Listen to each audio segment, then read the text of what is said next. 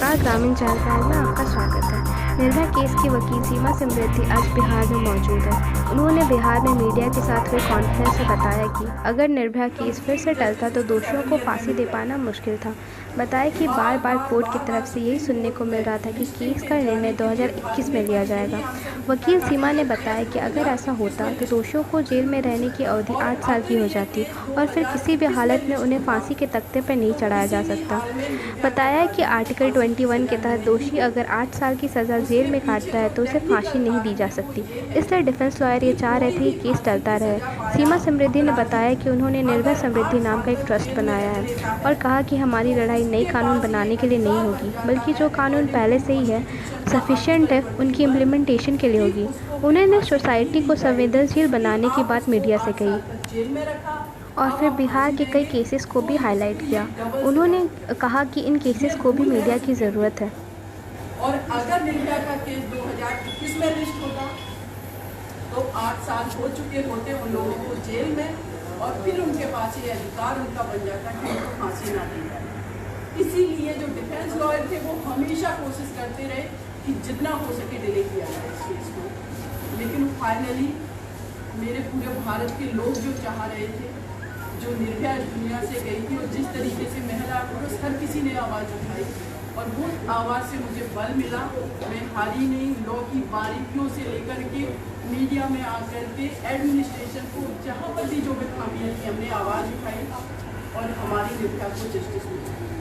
सीमा जी, एक बात है कि देश के इतिहास में ये पहली बार ऐसी वो हुआ है, ये ऐतिहासिक भी है कि 4 दोषियों को एक साथ फांसी की सजा। इसके अगर बैक साइड में अगर हम जाते हैं तो कभी जो भी चारों दोषियों के द्वारा बार बार कुछ बहाने बनाना या जो भी आपने फेस किया, हमारा सवाल ये है कि न जाने मैंने कितनी ऐसी निर्भया है जो हमारी बहनें हैं, माताएं हैं, उनके साथ जो है ये दुराचार होता है, बलात्कार की घटना होती है।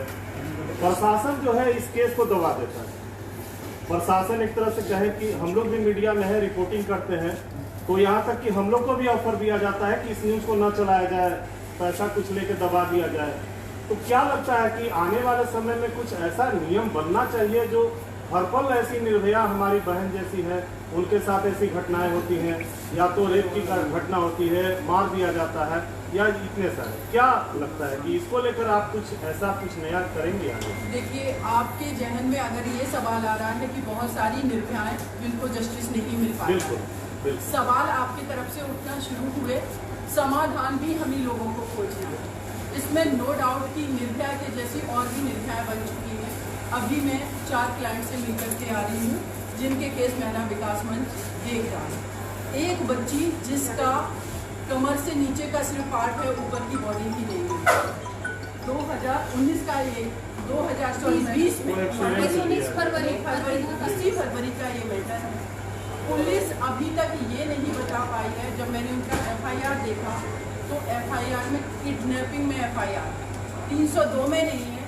फिर अगर 302 की FIR नहीं है तो फिर वो बच्ची की बॉडी आप क्यों दिखा रहे हैं? क्या आपने आइडेंटिफाई कर लिया कि उन्हीं की बच्ची है?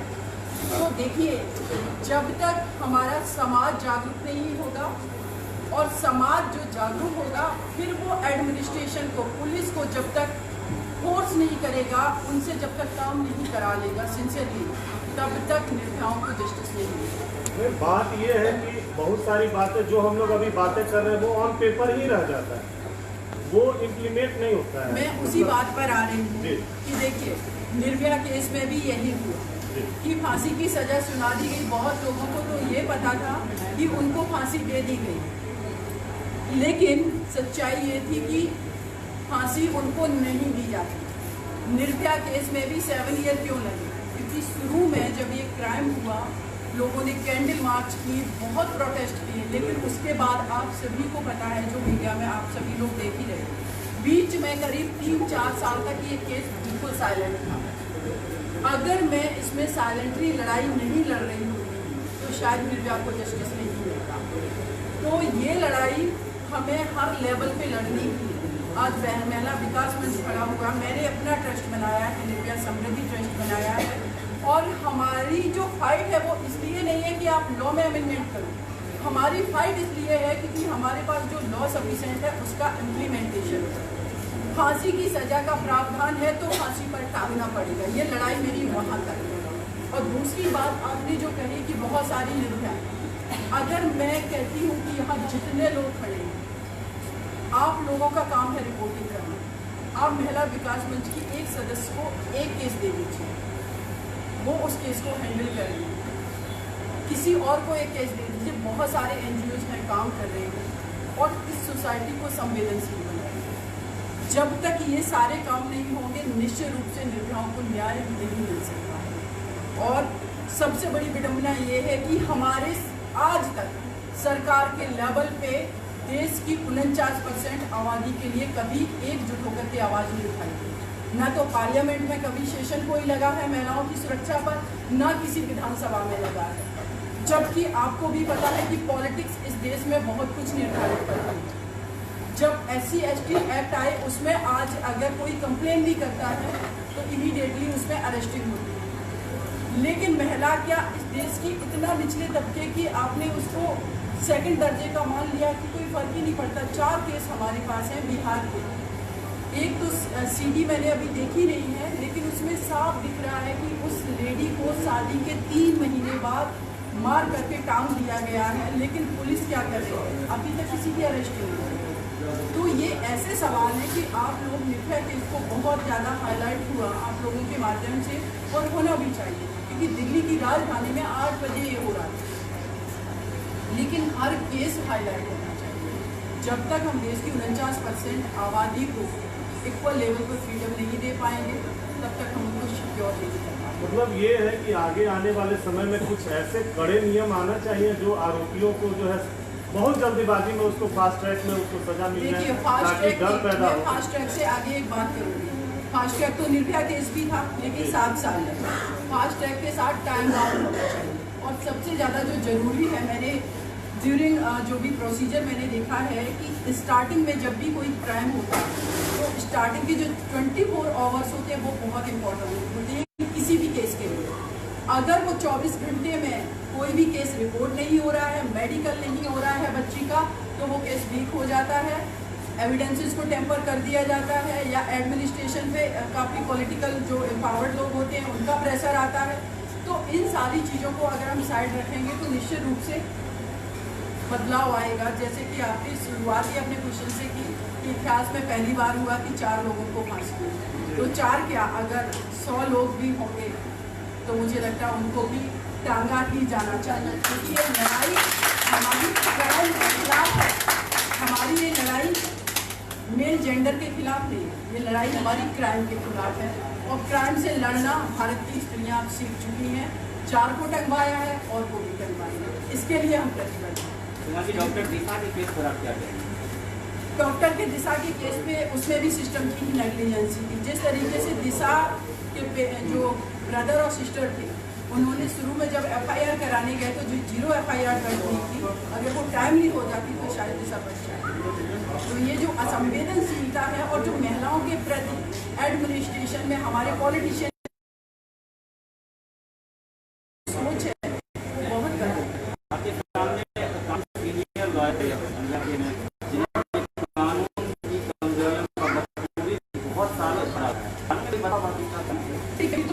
अगर हम इस केस की बात करें तो बहुत सारे चीज़ें क्लियर थी, लेकिन जो सीनियर लॉयर नो डाउट, एक तो हमारी पटना हाई कोर्ट की जो रिटायर्ड जस्टिस अंजना प्रकाश जी, उन्होंने सुप्रीम कोर्ट में एक मुकेश का पक्ष रखा। इंदिरा जयसिंह की जो ननद है, सिस्टर इन लॉ थी वृंदा ग्रोवर जी, उनकी 25 साल की वकालत थी। लेकिन मैं कहूँगी फर्क नहीं पड़ता। अगर आपके अंदर जुनून है, आप हर चीज़ को पढ़ सकते हैं, जान सकते हैं, लॉजिकल है, तो ये मैटर नहीं करती है कितना भी कोई सीनियर है।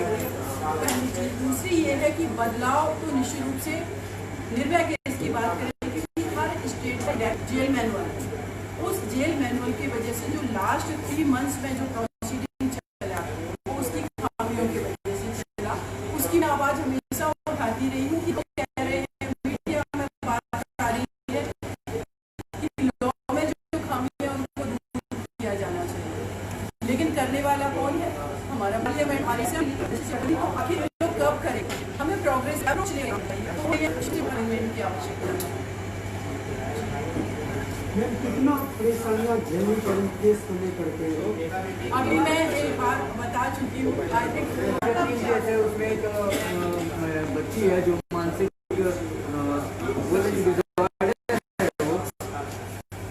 मदरसा में जो बयान देते हैं, फिर भी पुलिस उस पर अभी तक कार्रवाई नहीं की। जेल जाते हैं मगर वो हाई कोर्ट से जेल मिल जाती है। मुझे तो ताज्जुब इस बात का हो रहा है, ये केस मैंने अभी देखा, उस बच्ची से भी मिली, उनकी मदर से भी मैं मिली हूँ।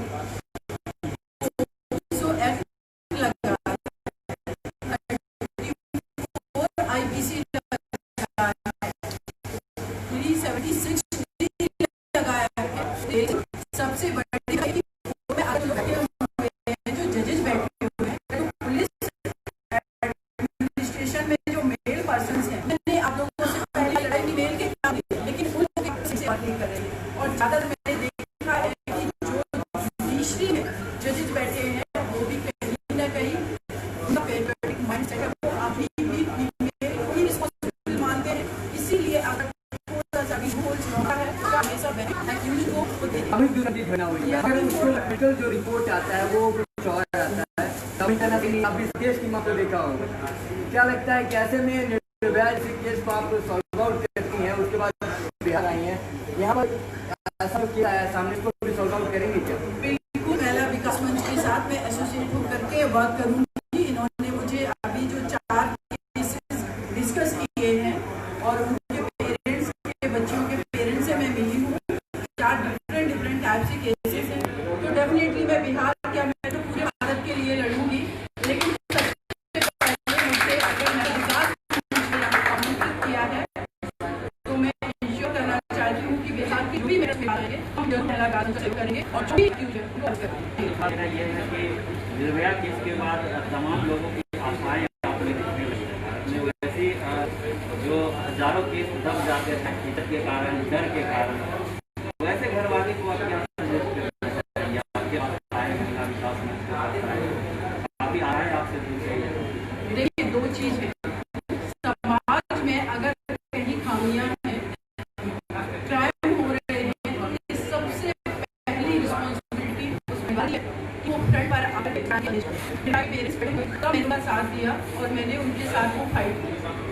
अगर इस 4 पेरेंट्स आए डेफिनेटली उनका साथ में दिया।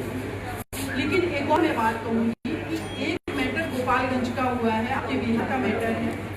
उस बच्ची के साथ उसका फादर 4 साल से रह रहा है। ऐसे केस में आप बताइए कि वो बच्ची कहाँ जाए? उसमें रिस्पॉन्सिबिलिटी बनती है आप लोगों को। मीडिया में से भी एक ग्रुप के पर्सन रवि नाम है, उन्होंने मुझे अप्रोच किया कि मैम ये केस है, इसको आप देखिए। तो कोई भी केस हो उसमें एक चीज़ आप मान के चलिए, जरूरी नहीं फैमिली मेम्बर्स ही आते, वो डर के वजह से नहीं आते, बहुत सारे प्रेशर होते हैं, लेकिन आप लोग एज ए सिटीजन, हम लोग एज ए सिटीजन उनको सपोर्ट कर सकते हैं। और सबसे ज़्यादा मुझे जो आज की डेट में उम्मीद दिख रही है वो दिख रही है अपने देश के आप जैसे लोगों से, क्योंकि मेरे पास जितने भी मैटर आज की डेट में आ रहे हैं, उस परिवार तक, पीड़ित परिवार तक मैं जब भी पहुँची हूँ तो वो किसी ना किसी मेल के माध्यम से ही पहुँच रही है। मेल पर्सन चाह रहे हैं कि उनको जस्टिस मिले, क्योंकि जो लोग क्रिमिनल हैं उनके खिलाफ ये लड़ाई है। और ये लड़ाई मैंने पहले भी कहा कि मेल के खिलाफ नहीं है, क्योंकि जिस परिवार की कोई बच्ची है, उसका भाई भी पीड़ित होता है, उसका पिता, उसकी माता, उसकी सोसाइटी पर, इस सोसाइटी के लिए क्राइम है। तो डेफिनेटली अगर आप सभी लोग आगे आएंगे और जिस तरीके से निर्भया के पेरेंट्स आए हैं, तो हम लोग एकजुट होकर के लड़ाई जरूर जीतेंगे।